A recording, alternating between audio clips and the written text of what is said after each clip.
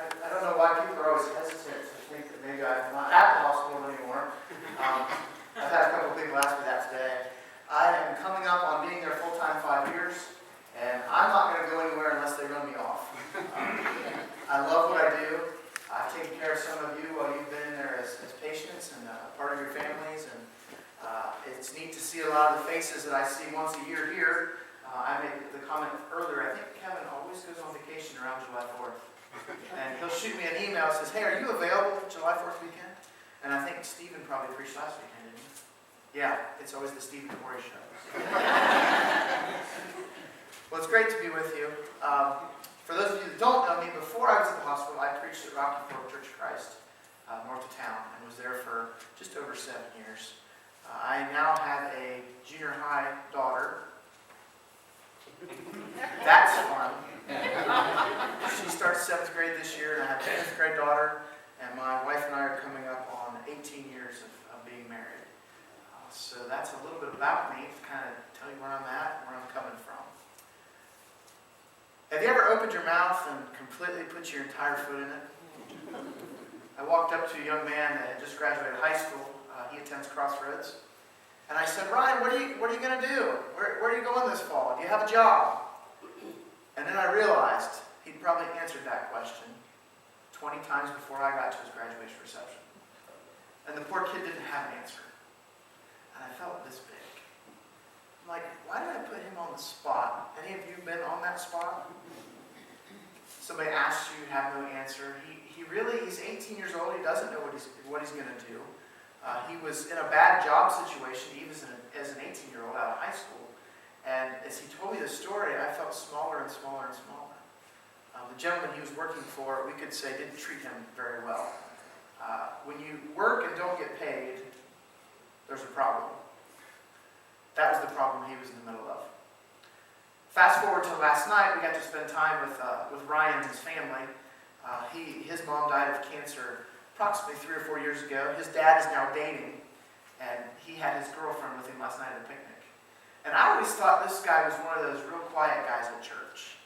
He's real laid back, doesn't talk much. He talked the entire time we were at the picnic.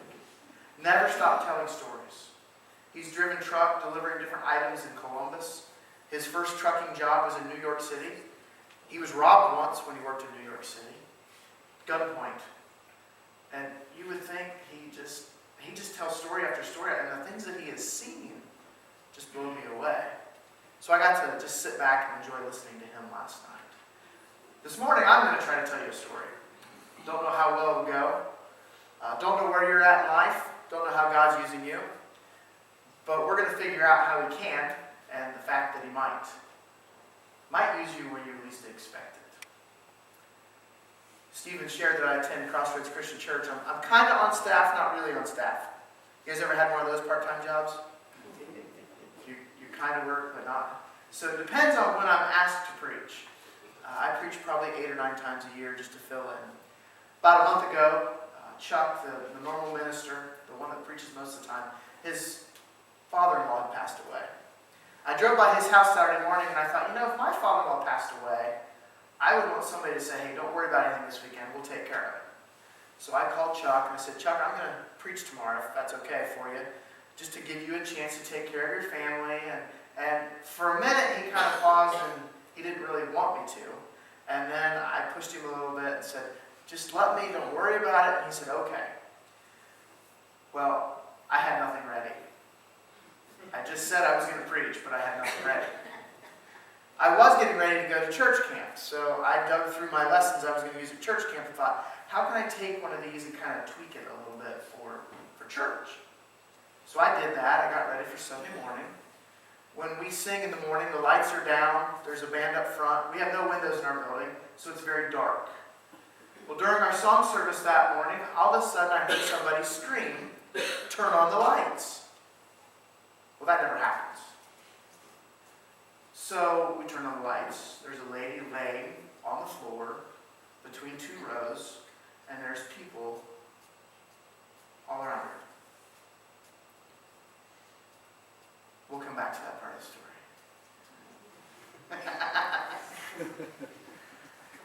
We're going to be in Judges chapter 4. if you'd like to turn to Judges chapter 4. Remember the young man I talked about not knowing exactly what he was doing or where he was at? I think at times we're walking around on this earth and we get to a point where we think, is God really using me? And you look at people around you that you think, oh, he's really using that person. He's really using that person. He's really using that person. He's used that person in my life. And you kind of get to a point where you're like, I'm not sure about this. Anybody been there? Anybody there right now? Nobody raised their hand. I don't think this is the sermon you need this morning. Does anybody feel like God's not using you? Oh, I know. She knows. Okay, I've got one that says she knows, and I've got one that goes, I'm not sure. Okay. Good, so we're in the right spot today. Judges chapter 4. We're going to kind of go through the text here, and I'm going to share some little things that are going on. In your bulletin, there's a piece of paper that has 4 names on it. Who's the lady that puts the bulletin together? Is she here? Okay, what's your name? Emily emailed me this week and asked for my outline, and I kind of snickered. Because I don't have an outline. What I tell people is my sermons are pointless. I can't tell you this is 1, 2, and 3, or this is A, B, and C. I'll get to a point, so you guys all go with me, and we'll get there. But in the bulletin, there's a list of 4 people, and we're going to talk about these 4 people as we look at Judges chapter 4. So if you want to make little notes about these people, who they are, their connection to the story, whatever you want to do, you want to doodle, whatever you want to do in that piece of paper, so you can follow along. Judges chapter 4. It says, after Ehud died, Ehud was a judge that led Israel. He actually had the opportunity to go in. I need to back up a second. I got to tell you why I'm in Judges. For camp, has anybody gone to Round Lake yet? This year? Okay. Do you remember what the theme is for camp this year? Color? Yeah, it's Color My World. It just depends on what dean. Well, I'm going with Wilderness Camp to West Virginia for Round Lake. And that was 2 weeks ago. So I'm writing all these lessons, and I'm talking to the other guys that's going with me. And we're like, what can we do for these kids with color? So we're all kind of a little off. So we went off color. So we dug through the scriptures, and we found all these stories that kids never get to hear. Stories that I never heard as a kid. I didn't really find them at the Bible college. But they're actually in the scripture. They're the scary stories. They're the ones we don't want to talk about because they're either PG rated or PG-13. One that's in there, you could almost, if you made a movie out of it, would definitely be R because of the violence. But we took all these stories that are kind of a little out of the realm of normal, and we just said, hey, our weekend camp's going to be off color. So all mine came out of the book of Judges. This first one that talks about after Ehud died, I talked about Ehud. Ehud was a judge. He had led Israel. At this time, there were no kings. And what God would do is he would raise up a judge, and they would lead Israel. And they might follow that judge for a short time, but then there's this spiral that happens. They follow God. They're disobedient. They sin. They go to the bottom, and then they cry out to the Lord, God help us. So you see the spiral happen over and over and over again in Judges. So whenever they cry out, he raises up a judge. So Ehud was a young man that took care of a king. And when I say took care of a king, he went into the king's quarters, stabbed him with a knife in the stomach, left the knife, left the room, left. Ehud's followers thought that he was just in the restroom, so they weren't going to bother him. They finally find out that he's dead. So that's the judge that we're talking about here. After Ehud died, the Israelites once again did evil in the sight of the Lord. Now you can flip through the book of Judges in a number of places and you're going to find that sentence. The Israelites did evil in the eyes of the Lord. So the Lord sold them into the hands of Jabin, a king of Canaan, who reigned in Hazor. The commander of his army was Sisera, who lived in Harosheth Hagoyim, because he had 900 iron chariots and had cruelly oppressed the Israelites for 20 years. They cried to the Lord for help. I think the first name I gave you in your bulletin is Sisera. Is that right? Deborah. I gave you Deborah. Is Sisera the second one? Go down to the third one. Sisera is the general of the army that's going to come after Israel. So just to keep the names straight. Okay, now Deborah. Verse 4, a prophetess. The wife of Lapidoth was leading Israel at the time. She held court under the palm of Deborah between Ramah and Bethel in the hill country of Ephraim. And the Israelites came to her to have their disputes decided. She sent for Barak, son of Ahinoam from Kadesh in Naphtali, and said to him, The Lord, the God of Israel, commands you, Go, take with you 10,000 men of Naphtali and Zebulun, and lead the way to Mount Tabor. I will lure Sisera, the commander of Jabin's army, with his chariots and his troops to the Kishon River, and give him into your hands. Okay, so now we're introduced to two more people on your sheet. We've got Deborah, who is the current judge. She's also a prophetess. So God has told her what's going to happen, and the fact that he is going to give these people into Israel's hands. And then you have Barak, Israel's general. Now watch the next sentence. Barak said to her, If you go with me, I will go. But if you don't go with me, I won't go. I don't want to follow this guy. How about you? He's just been told, God's going to give these people into your hand. And he looks at the judge, he looks at Deborah, he goes, I'm not going if you don't go. Alright, so here's what she says. Very well, Deborah said, I will go with you, but because of the way you are going about this, the honor will not be yours, for the Lord will hand Sisera over to a woman. So Deborah went with Barak to Kadesh, where he summoned Zebulun and Naphtali. 10,000 men followed him, and Deborah also went up with him. The one thing I want us to notice in that paragraph is who is going to have the honor of killing Sisera. It's not going to be Barak. It's going to be a woman. Put a little asterisk there in your Bible, circle it, whatever you want to do, just keep that in mind. And we'll come back to that part of the story. Then Deborah said to Barak, I skipped ahead. Now Heber the Canaanite, who left the other Canaanites, the descendants of Hobab, Moses' brother-in-law, and pitched his tent by the great tree and Zanim near Kadesh. When they told Sisera that Barak, son of Abinoam, had gone up to Mount Tabor, Sisera gathered together his 900 iron chariots and all the men with him, from Harosheth-Haggorim to the Kishon River. Then Deborah said to Barak, Go, this is the day the Lord has given Sisera into your hands. Has not the Lord gone ahead of you? So Barak went down Mount Tabor, followed by 10,000 men. At Barak's advance, the Lord routed Sisera and all his chariots, and the army by the sword, and Sisera abandoned his chariot, fled on foot.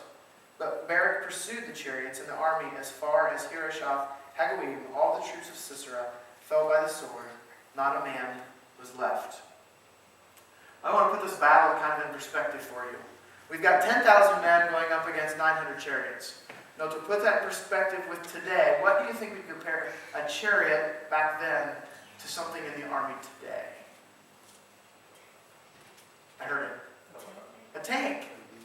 A tank.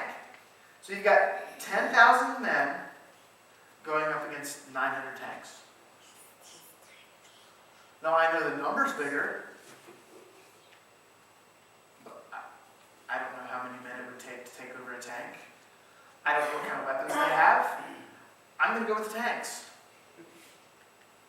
But that's not what happens here. As God promised through Deborah, he gave this army into Israel's hands. It says here not a soldier was left. The area where this battle took place, actually there was a battle there in World War I, a tank battle.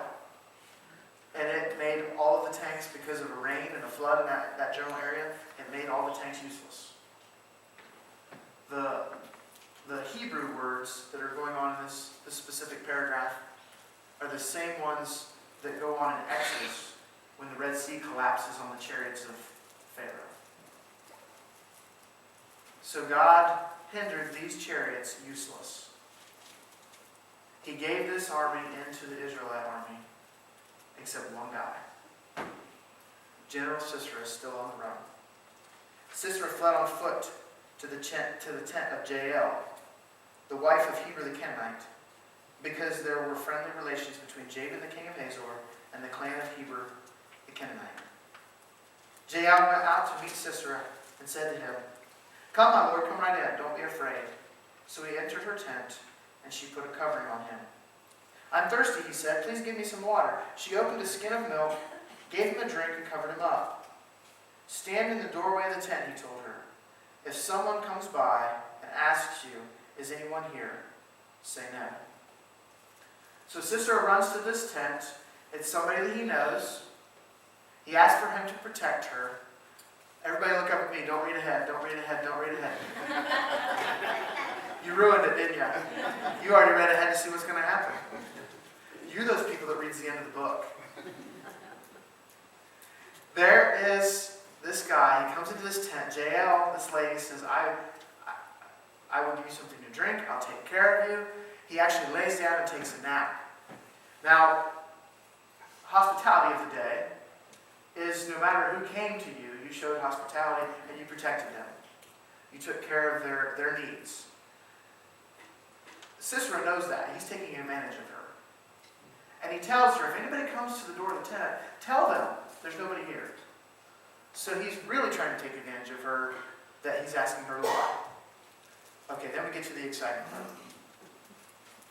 But Jael, Heber's wife, picked up a tent peg and a hammer and went quietly to him while he lay fast asleep. Exhausted, she drove the peg through his temple into the ground, and he died. That dude had a splitting headache. Can you imagine? She goes and finds a tent peg and a hammer. And she kills this guy. She fulfills the prophecy that Deborah made, that Sisera would fall at the hands of a woman, not a man. She doesn't just kill him, she kills him in her own tent. And then we'll see in the verses here, Barak came in pursuit of Sisera, and Jael went out to meet him. "Come," she said, "I'll show you where the man you're looking for is at." So he went into her tent, and there lay Sisera with a tent peg through his temple, dead. On that day God subdued Jabin, the Canaanite king, before the Israelites. And the hand of the Israelites grew stronger and stronger against Jabin, the Canaanite king, until they destroyed him. So we have a story of this lady that you don't hear about anywhere else in Scripture. We're kind of introduced to her because it mentions her husband earlier in the chapter. But she takes this guy's life and she basically wipes out the ability of this one nation to come against the Israelites. I'm guessing she didn't wake up that morning thinking, "Oh, I'm going to kill somebody today." Or, "You know what, I really feel like I'm going to fight for Israel's army today." She did not do that. But God used this one lady in this small way, and she never asked for it. I wonder as I look around, as I talk, I meet people, how is God using myself? How's God using these people? Because I come across people all the time that say, "I can't be used by God. You don't know all the things that I've done. You don't know the way that I've acted. You don't know the things I've said. You don't know the people I've hurt." But God may just use, He may just use you. Go back to that story where the lady had passed out in our church building. The lights came on. There's 6 or 7 people around her. There were 4 nurses, a paramedic, and 2 other nurses that were on the other side of the room that came over.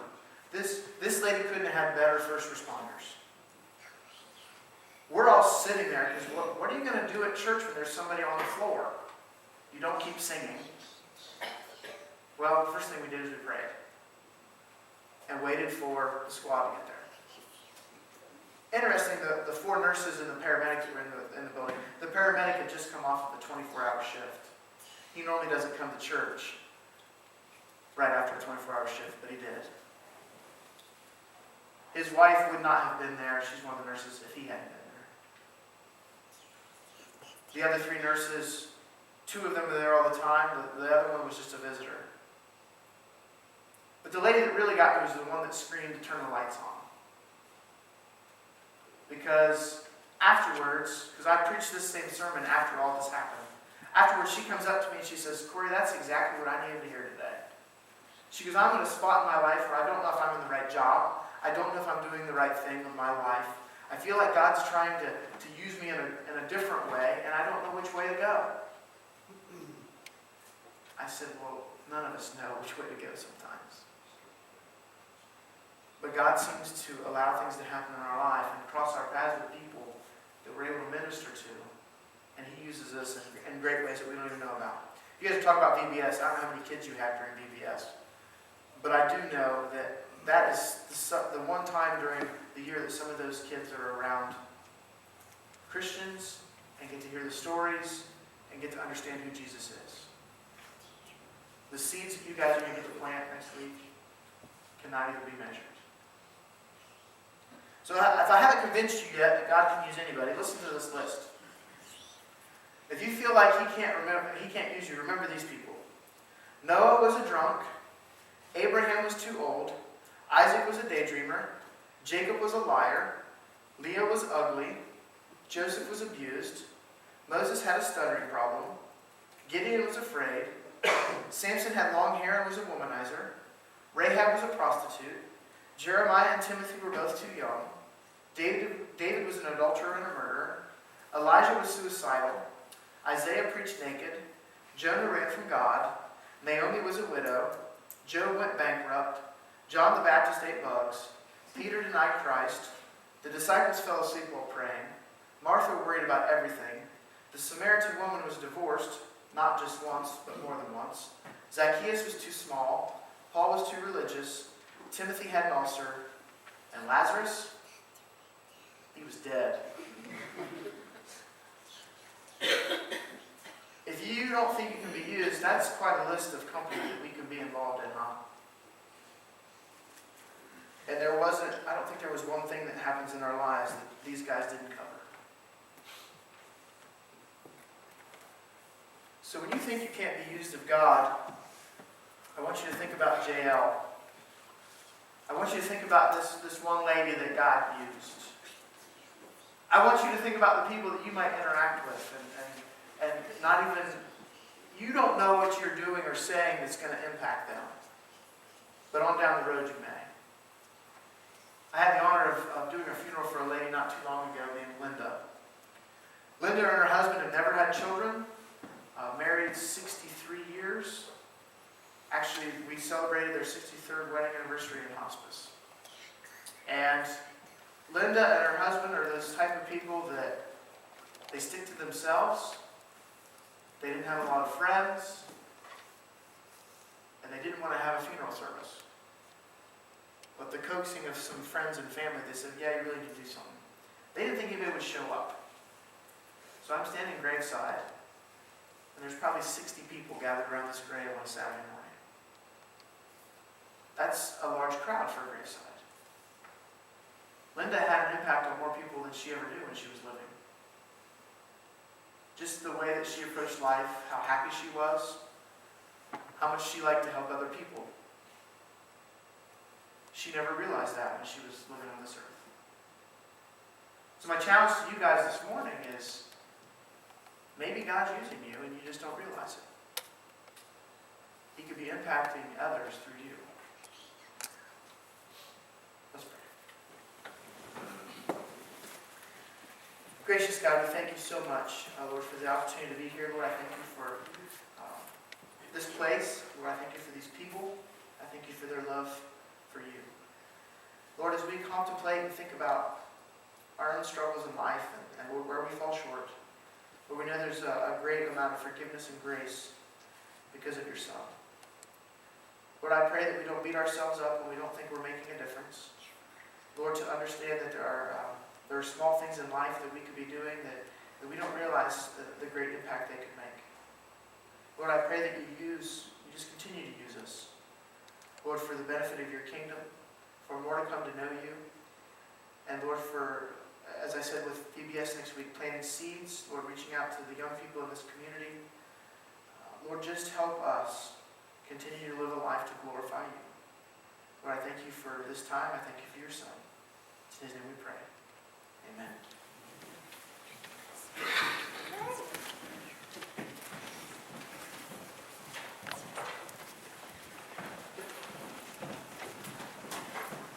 As the praise team comes up again, this is the time of the service that if there's somebody here who needs to make a decision, we want to give you that opportunity to follow Christ Jesus. Maybe you are already there and you're struggling with something in your life right now and just need prayer. We want to give you the opportunity to come forward for that too.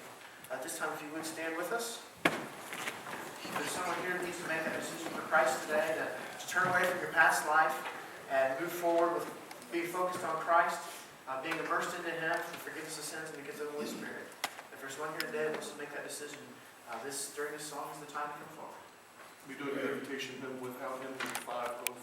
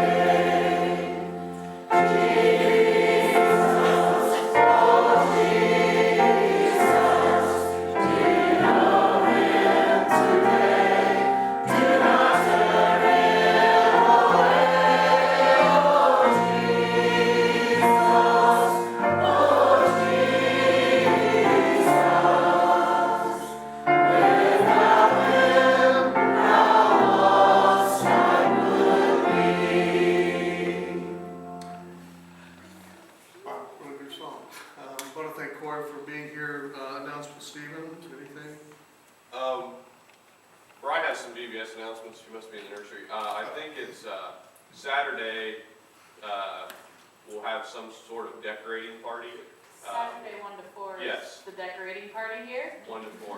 If you want to bring some snacks for everybody that'll be here, that'll be great. Also, there's a cookie sign-up sheet out at the table out there. We do have people doing snacks during the week, but we do like to give them cookies too. Sure. If you want to sign up for that as well. On the decorating, don't feel like you have to bring anything because we went and took another church's decorations and it's overwhelming how much we have. So just come as a person and work. And when is that? Next Saturday at It's this coming Saturday from 1 to 4. 1 to 4. Okay, I think that covers it for VBS and the rest of us. Again, we will leave here today and take this message out into the world and what it can be used for.